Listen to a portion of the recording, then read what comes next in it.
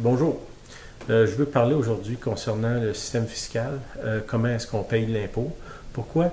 Je pense que c'est important comme croyant qu'on comprenne l'apport de chacun dans la société, puis qu'on ne devienne pas à démoniser les riches comme il y a un mouvement actuellement qui est là, même à la grandeur du monde.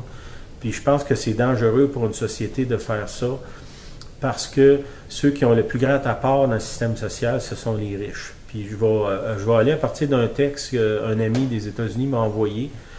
Les chiffres, c'est des chiffres qui représentent la taxation américaine, et pas exactement comme nous autres, mais c'est semblable quand même.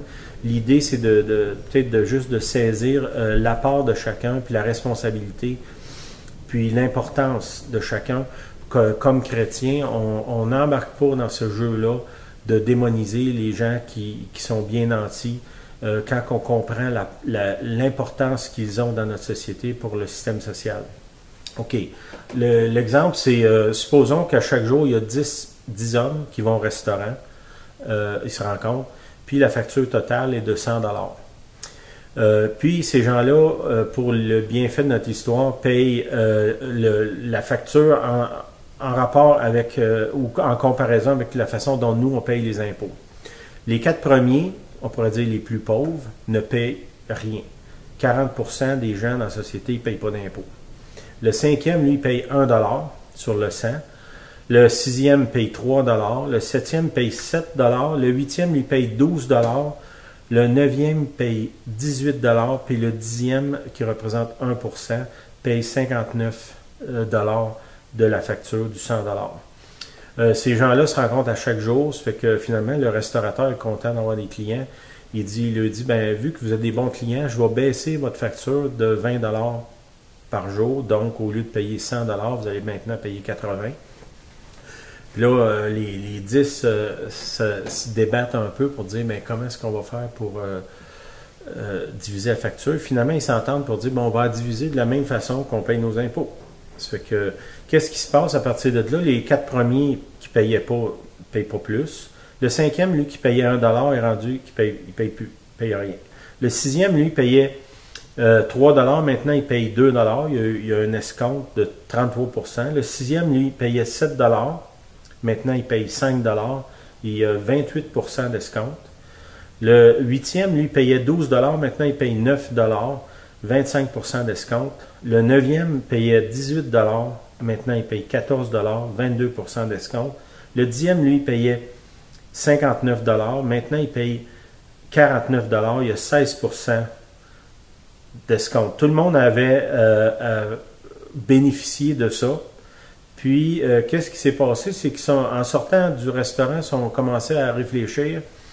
Puis le 6e, lui, a dit, ben, moi, j'ai eu juste 1 $ d'escompte sur le vin. Comment ça, donc? Puis, lui, le riche, il a eu 10 $ d'escompte. Comment ça que sur le vin, lui, il a eu 10, moi, j'ai eu juste 1 $.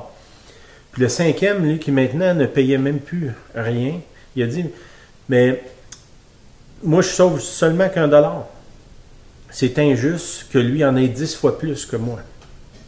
Puis là, c'est vrai, a répondu le 7e. Pourquoi lui en aurait 10 quand moi, j'en ai eu seulement 2? Puis là, il continue en disant, ben, les riches, ils ont toujours tout, comme on entend trop souvent dans notre société. Puis là, les 4 qui n'avaient jamais payé, eux autres, ont dit, comment ça que nous, on n'a jamais rien eu, puis le système nous exploite toujours. On n'a pas eu d'escompte. C'est normal, on n'a pas eu d'escompte, tu n'en payais pas.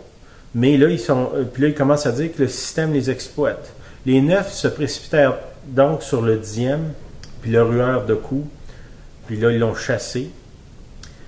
Le lendemain, tout le monde était content, ils s'étaient débarrassés du riche, du méchant riche. Puis là, ils ont repris les mêmes affaires qu'ils prenaient là, au même restaurant. Puis quand il est venu le temps de payer la facture, ils ont découvert qu'eux tous, ils n'étaient même pas capables de payer la moitié de la facture. Puis, dans notre système de taxation actuel, c'est ça qui se passe. Ceux qui payent le plus reçoivent le plus de déductions, c'est normal.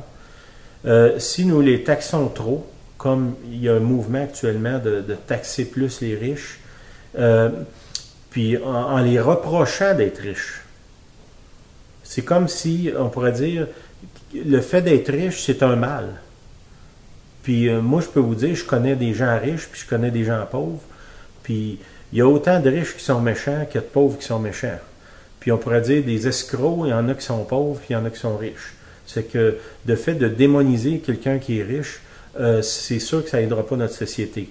Si on lui met trop de pression, il risque de partir. On a vu ceux qui suivent les informations en Europe, il y a des gens qui sont partis. Un personnage, entre autres, qui donnait, je pense, c'est 130 millions d'euros par année en impôts, qui a déménagé d'un autre pays. Bon, imaginez combien de gens de la classe moyenne ça prend pour remplacer une seule personne qui donne 130 millions d'impôts. Tu n'as pas besoin d'être un grand mathématicien pour savoir que ça prend des centaines, sinon des milliers de personnes pour remplacer un seul de ces riches-là. Qu'est-ce qui se passe si on met trop de pression sur eux? Ils vont s'en aller dans une place où l'atmosphère est plus facile. Puis on sait que quelqu'un qui est milliardaire ou millionnaire, quand il veut immigrer dans notre pays, c'est facile pour lui d'avoir un passeport. On comprend ça. Quelqu'un qui arrive avec un gros paquet d'argent, il va facilement s'en aller. Pourquoi je vous partage cette histoire-là? Pour moi, c'est important que, comme chrétien, on comprenne que si on est riche, oui, on a une grande part, on a une grande responsabilité dans la société à partager avec ceux qui sont plus pauvres. Si on est pauvre, on doit comprendre que tous les bénéfices qu'on a au Québec, ici, on a l'assurance maladie, l'aide sociale, les médicaments gratuits, l'hôpital gratuit, des fonds de pension. C'est tout cet argent-là, ou pas tout, mais une grande partie est payée par des gens riches.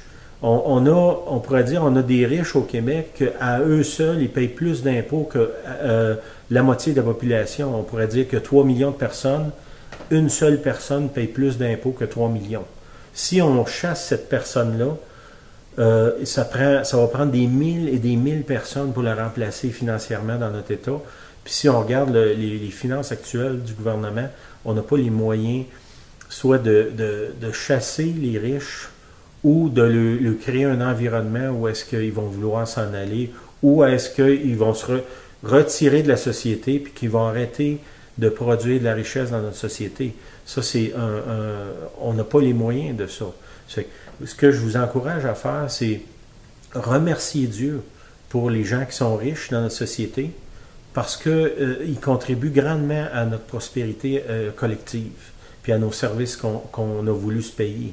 Puis peut-être même prier que le gouvernement comprenne ça, qu'il crée un environnement où est-ce que les riches de d'autres pays, comme ça s'est passé après les deux premières guerres, beaucoup de gens riches, puis instruits, intelligents, créateurs sont venus ici, puis ils ont grandement fait prospérer notre pays. Maintenant, c'est le temps où est-ce qu'on devrait ouvrir la porte, puis que les gens qui amènent un grand apport dans notre société se sentent bienvenus, se sentent comme reconnus pour ce qu'ils font. Si je reviens à mon exemple, quelqu'un qui donne 60% du coût total de la facture à chaque année, il doit vraiment être respecté puis honoré finalement pour l'apport qu'il amène dans notre société. Si vous faites partie de gens on pourrait dire, qui démonisent les riches, bien repentez-vous.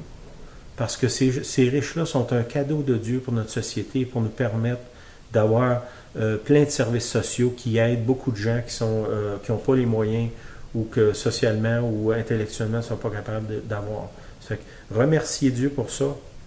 Puis laissez-vous pas prendre dans cette spirale-là de démoniser les riches. On a absolument besoin d'eux autres si on veut survivre comme société. Ça fait que je vous laisse avec ça. Réfléchissez là-dessus, peut-être prier, puis peut-être de la repentance aussi. Puis peut-être de répandre ce message-là autour de vous, que c'est important qu'on fasse de la place pour les riches dans notre société. Puis qu'on ne les démonise pas comme si c'était mal d'être riche. Merci. Bonne semaine.